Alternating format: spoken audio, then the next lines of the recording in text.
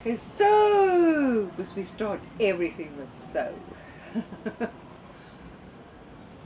From 0 to more than 5,000 nautical miles later. And we arrived in Cape Verde. What a journey. It was hectic.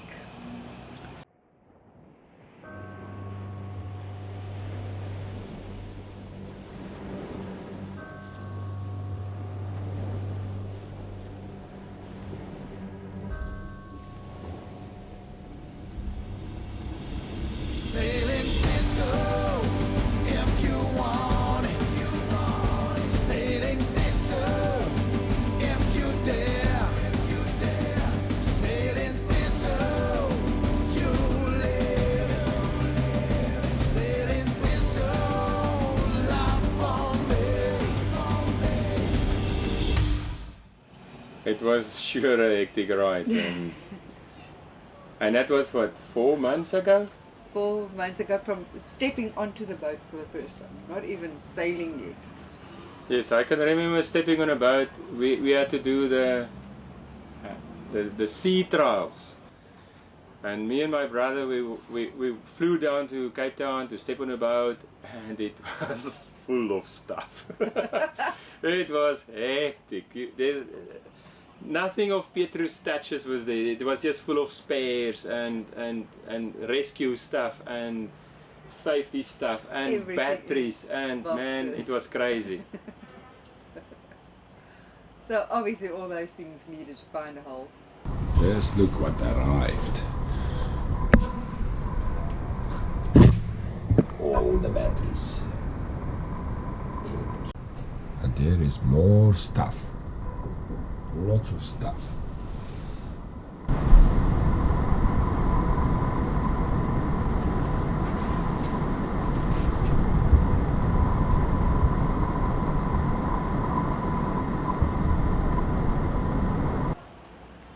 And then the big thing started with the training, how to operate this thing.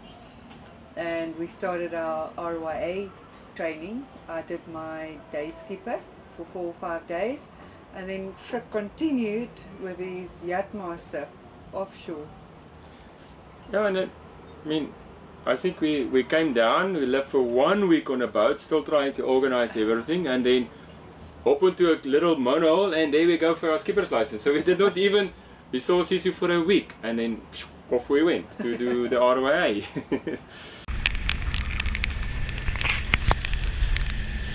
It is cold!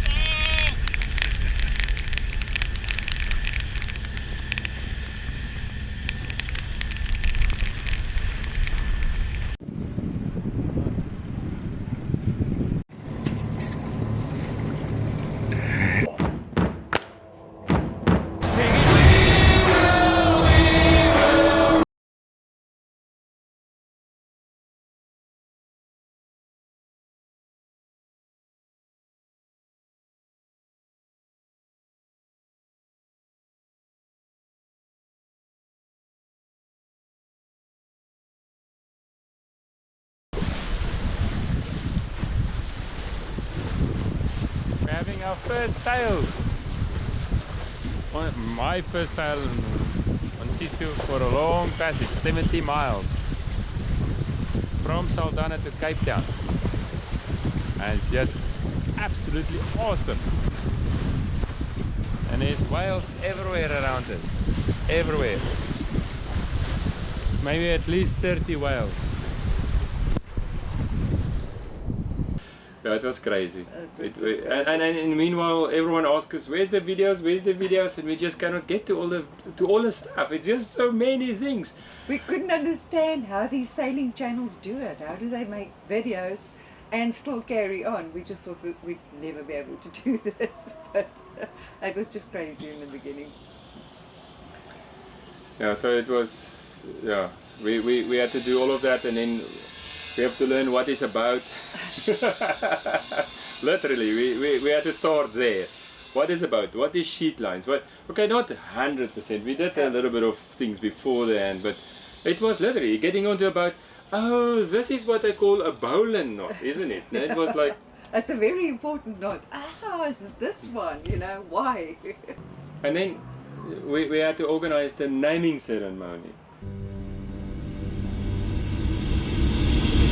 One life, oh, one more mile to go, one more time, oh, it's the only way you know.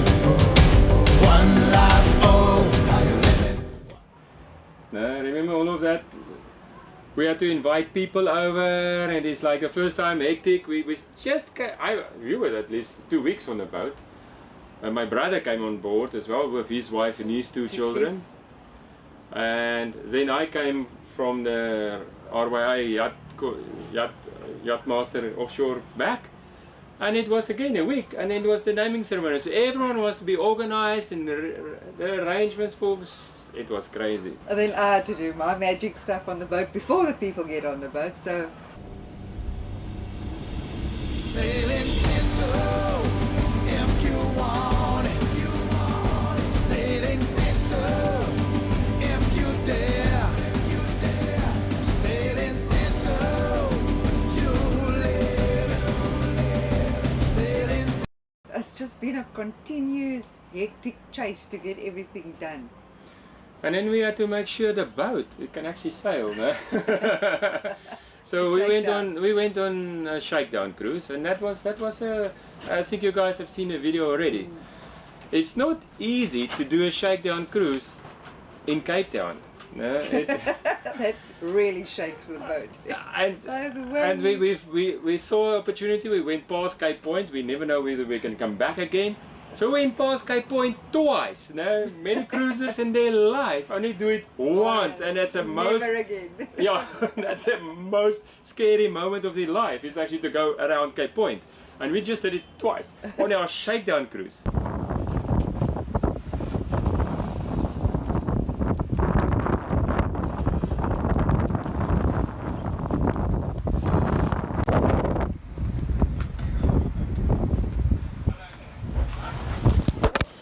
And then after all the chaos, we were finally ready to leave. We did a video on the visa of checking out of Cape Town. So we went through that, all those motions, and then we were ready to leave at long last. And what a momentous moment. It was spectacular. It was... Ah, wait. To top it off, Happy Together arrived there. Ah, yeah. Yeah, they arrived there. So Lenny and Annie, they were all like, Randy and Lenny. yeah, Randy and Lenny, they arrived there, and it is like, my golly gosh, goodness. And then we meet up, we had a couple of Now we had drinks together. I think one dinner together. We actually spent time on a boat, tasting Sisu rum and South African wine. It was actually so cool. And then we had to leave. We literally saw them, and almost a day later we had to leave. Yeah, and they were right behind us as we left Cape Town, waiting for the bridges to open. They were actually right behind us as we left. So Yeah, it was so cool too. it was amazing. But it was a Leopard 50 behind us, so man, that thing is like a very big. Okay, this is it. The day has finally arrived. So we're waiting for the bridge to open. Happy Together waiting for us, so that we can go through the bridge, so that I can go through the bridge. And yeah, like Petro says, today is the day. It's a little bit windy, a little bit cloudy, and the wind is really making lots of hassles for us, because we need to wait for that bridge to open, and that bridge take a while. It only opens every half an hour. Yeah. And Randy is playing with the 50. But as we passed Robben Island, this was like, it's like, and she started texting all her family and friends and daughters and grandchildren as if it is the last. We're going. There was no big roar on the jetty of everybody saying, Yeah, oh, that's true. there you go. So I had to create my own. The adventure started. It was a pretty hectic start with Randy and Lenny coming out of that big Leopard 50. But yeah, now we parted ways, and it was we started with 8 knots speed, and the wind was pretty hectic, and there was a race as well going on, and we had to go past the racers. So it was quick, 1, 2, 3, we're into the sailing mode. It was awesome. Yeah. So it was pretty crazy. And then the wind died in Cape Town. Wind just disappeared. There's about 10 knots now, we're doing about 3.8. So it's really going very slow, but we are loving every single minute. It's been a long time coming, and finally very mixed emotions, happiness, sadness, excitement. Yeah, Pietro immediately started video calling all the family members, and like it was like saying final goodbyes or something. Like, so everybody's been anxious. When are you going? When are you going? So I had to make the call. We are now officially leaving Cape Town, which we have done now. And then we almost ran into a wreck. So it might have been very short-lived, this long circumnavigation journey. And now we're into the business of sailing. We're going to try and catch our first fish. The lures is out. A pinker and a white one. Not sure what it means, but we have two different colors out. And there's a whale that just jumped in the front there. A whale? Ah, awesome. Yes. We should just not crash into Look there. It's dolphins. No, they go quite high. Oh, they're completely out the water. Oh, awesome. I think they're dancing or something. Oh, that's a good sign. Yeah, no, it was emotional. It was. You get out of there and then you realize, this is it. No. We're actually leaving South Africa, and we're leaving, and it's on our own. No crew, no nothing. Oh, yeah. He said he's 3 weeks training, I had my 1 week training, and there we went. And we were hoping that we will have crew, my brother to stay on, and then they had other prior commitments, so they just couldn't work the things out. So all of a sudden, it was just me and Pietro and I, on a big open ocean. Oh, it was still not open. Robben Island was very close, but it was daunting to think, okay, we need to start doing night shifts. Okay, so we're approaching sunset. Well, sunset has been, so we're approaching evening. Another daunting task awaiting us, our first night at sea. And I'm feeling pretty excited, anxious. We couldn't I'm have worried asked, about seasickness. No, that doesn't. We couldn't have asked for better circumstances, better weather conditions, better sea state. I think it's just been a perfect start to a perfect adventure. Right? And it was a perfect sunset. Yeah, it's amazing. And the pink sky behind us, you can't see that now. It's just, everything is just super awesome. So, no, I should not say so. I start every sentence with a so. We all say so. It will be our first night, and we actually planned this kind of plan to try and see how we will do with a night shift.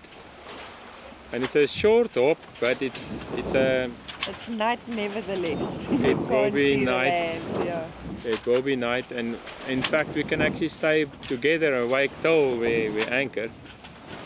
And the code D is up.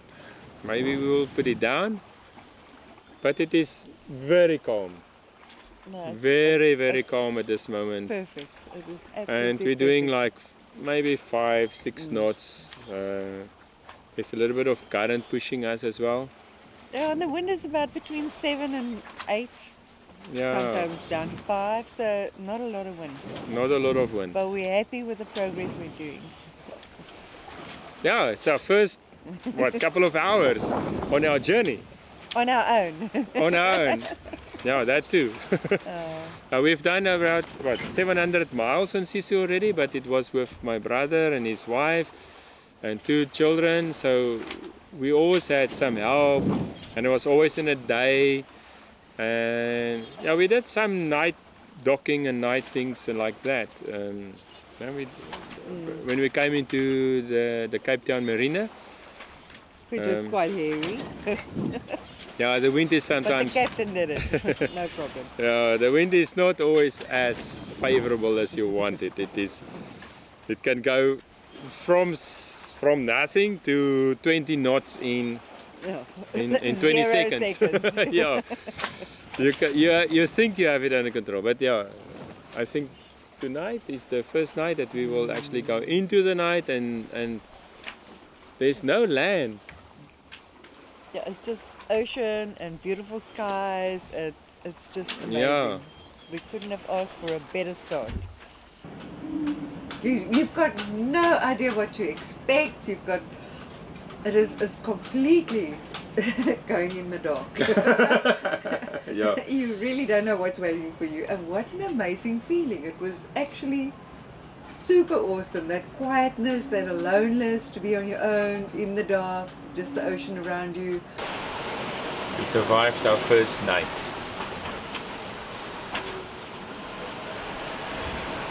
I was not feeling all the time so quirky and chirpy as normal, but we made it. Everybody's always said, you know, eventually all you see is sea. That's exactly what's happening now. All I can see is sea all round. It is just amazing. No landing sign, no nothing. And I can still see only sea. But this time it's all black outside. And you can actually see the dolphins as well. That luminous, as they come, it's like white torpedoes storming the boat. It was just super amazing. So it's stuff that is unique, that you don't get to see anywhere else or any way else, but on a night ship, on a boat. It is so special. And as calm as Cape Town was, it was just too calm. So I looked at the weather reports and we went to look for wind. We need to go forward. And we found wind. We found a lot of wind, 30 knots that we were surfing down the waves at 30 knots. That was crazy. From motoring to say, oh my word, look at this mountain behind us. This wave coming. It is basically crazy out here. We started seeing flying fish.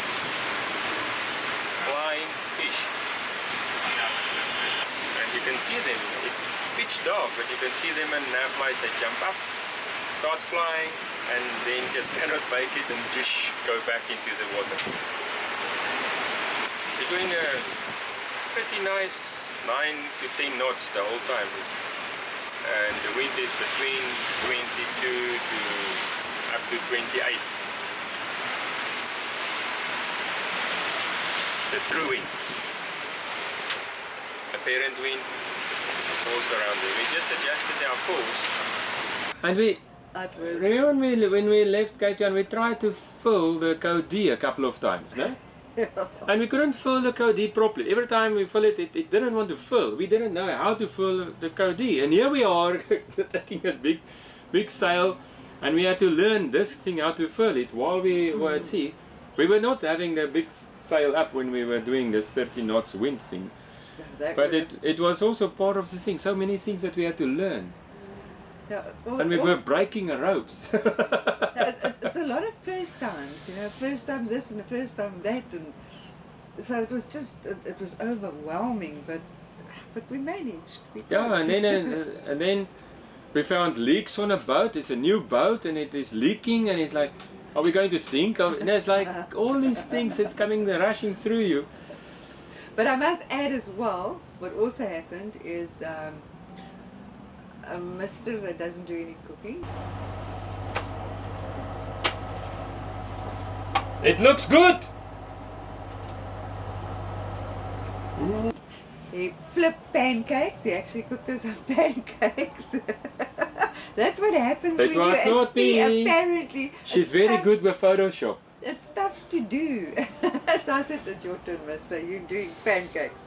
So, because he did pancakes with their crossing when they delivered a 40-foot cat in Fort Lauderdale, him and his brother. So I said, we're going to Like 20 relive years ago. that moment. So I made the batch, and I made the dough, and he flipped the pancakes. He cooked those pancakes, which was superb. And he ate green stuff No, as no, well. no, I deny You that did. 100%. No I've got green it. stuff. I've got it on No green a stuff. photo. I've got it. I've actually got it. I've got proof of that. So, yeah, funny things happen to people on the ocean. Yeah, so it's a lot of innovative cooking. So it's all new. You know, what are your capabilities? And it's a new stove. In South Africa, we're not very used to cooking with gas, so it was quite a thing for me to adapt the temperature-wise and cook-wise. But we're both alive and healthy, so I think the cooking went down well. And how crazy was this? The one day we were too much wind, so we decided let's go and find the dunes of Namibia, because they are very huge and very beautiful. So we're heading now for land. And as we got to this little bay, we realized Spencer Bay. it's Spencer Bay.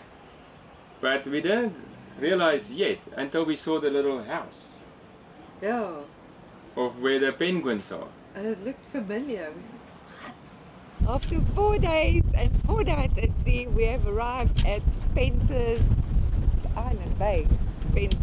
Spencer's Bay. Bay. Beautiful. Our first cross the border trip, and as you can see in the Namibian desert behind us, we've done plenty 4x4s coming to Namibia and seeing these beautiful dunes, but never ever from this angle. So this is pretty unique. And over there is Mercury Island. I believe that is where Delos was at one point. It looks familiar. I wonder whether the guy is still there. We'll try and contact him over the radio and give him some Sisu rum. And that was the house of Delos. Where Delos actually, that guy actually went and had wine with them or dinner with them, right, on their boat. Yeah. And it was so awesome to say, how? I mean, that coast is about 4,000 kilometers long. What's a coincidence that the landfall that we decide is actually Spencer Bay, that little island. Yeah, that's when they did their nudie scene on, on the sand dune. Yeah, we had to do it too. One more time, oh, it's the only way you know. So we did it as well. Yeah, we had to do it. Okay. And then we got to the doldrums, no? And we were hoping that we can get the doldrums. Oh no, there's actually a whole thing. We were supposed to go to St. Helena, right? Because we want to do St. Helena and we want to do ascension for diving and all of those nice things. And somewhere along the line, you know, you spent a week here and you spent maybe a week there, and it just, these delays caught up. And my daughter is getting married, and just by poor coincidence, Peter's daughter also decided to get married in April, basically a week in front of my daughter's wedding. But it was not as if we didn't know we have a wedding or two weddings to attend to. So it is, but that was still next year. So now suddenly, Now all of a sudden, yeah. So fast and here's a forward. delay, and we spend day with friends, and we have all these little things that just eats up the time. And next moment we're sitting there going downwind, and we just like, if we go straight for Cape Verde, we can make the weddings. So there we go. No St. Helena, no Ascension Island. And only way afterwards, like after we committed quite far up north already, we looked at the diesel. ew. And we realized we don't have enough diesel to cross a gap of 800 miles. We can maybe cross, we could cross, we were thinking about 1,200 miles. We can motor 1,200 miles. So now we were hoping the doldrums were going up so that we can have wind till the equator, and then the doldrums need to go down so we can have then wind again, so we don't need to motor that much. Boy, the wind dodged us the whole way. It dodged us all the way to Cape Verde. We've got no idea what trade winds are.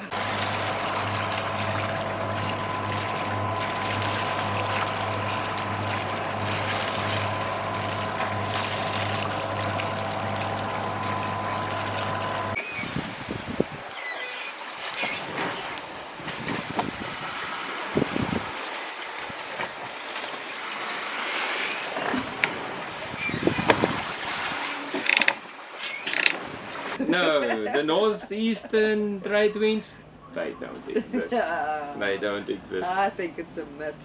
Well, something is blowing now, so it must be somewhere, but man, during those days, no wind. We had the code 0 up, and we were flying the code 0. That was perfect. If we didn't have the code 0, we would not have made it. Not have made it. They just added, I mean, it's something like 2 knots. It added. Yeah, just added. So instead of doing 3 knots, we were sailing 5 knots. We eventually thought, gee, we're doing 5 knots. We're going crazy. But the wind was 8 knots, no? So it's like also no wind. But So, 5 knots we were happy with. but that's the nice thing about the Leopard. I think the Leopard 45 is very nimble. With 8 knots, you go slow and then faster and faster and faster. Eventually you do 5 knots in 8 knots of wind. Alright, with a big sail, but it was nice to be able to say, just let her sail. And Sisu was just sailing, man. She was really sailing quite well. And then the thunderstorms. He's dodging thunderstorms and squalls. Yeah.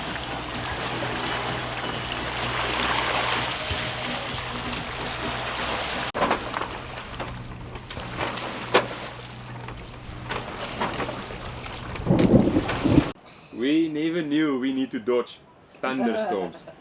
We know about squalls, and we heard about from the winds, yeah, there's some squalls, and you know, you can see the.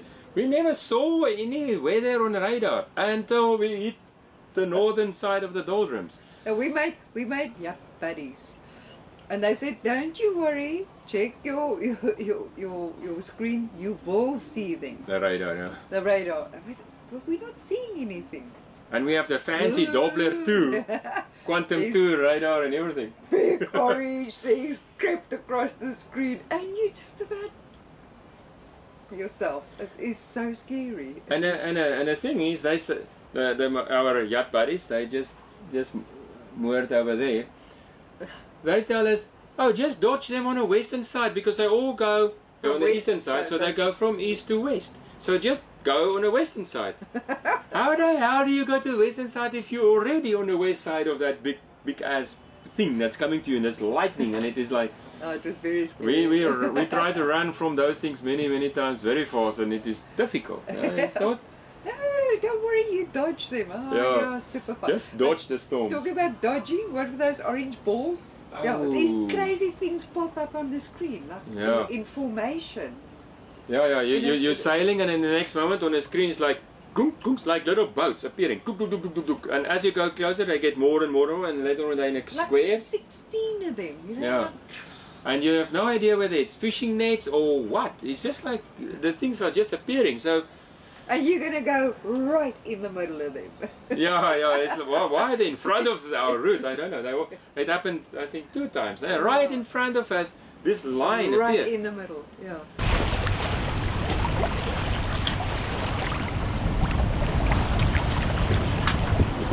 And I remember the one time, Peter was like, no, we're dodging them. Now we were on a radar, you can see they're there and there. And as I come up, I saw one right in front of us, like. Which we couldn't even see on the radar. So Yeah, I was watching the one.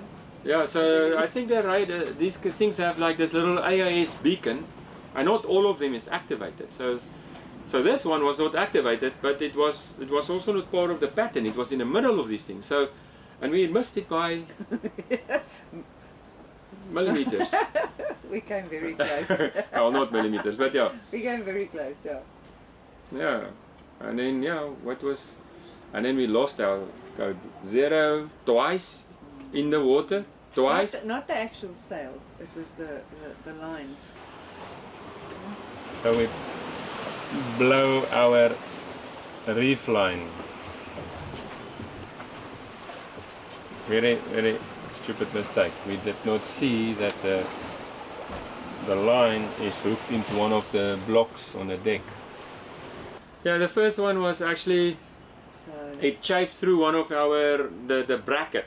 So, and then that whole metal piece, it is flimsy. That was just a flimsy design, but it broke through that, and then the sail went off, and we managed to recover. Sailing, but we managed to recover that one, and then one evening, the top halyard, and yeah. Everything happens at night. It's always at night. At night. Yeah.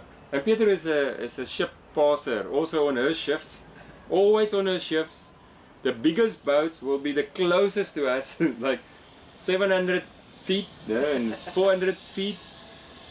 Very And big that was tankers. fine. Initially you check them 12 miles away, you think, oh my word, I'm not gonna... You watch the screen the whole time.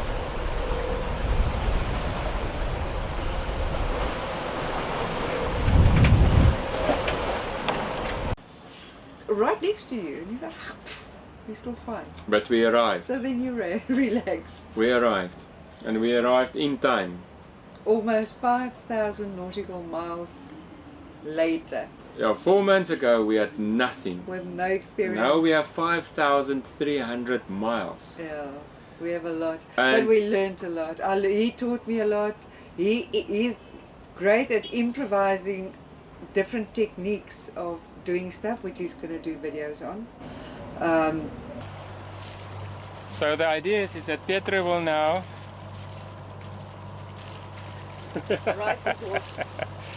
Pietro will now ease out on the starboard one, the green one.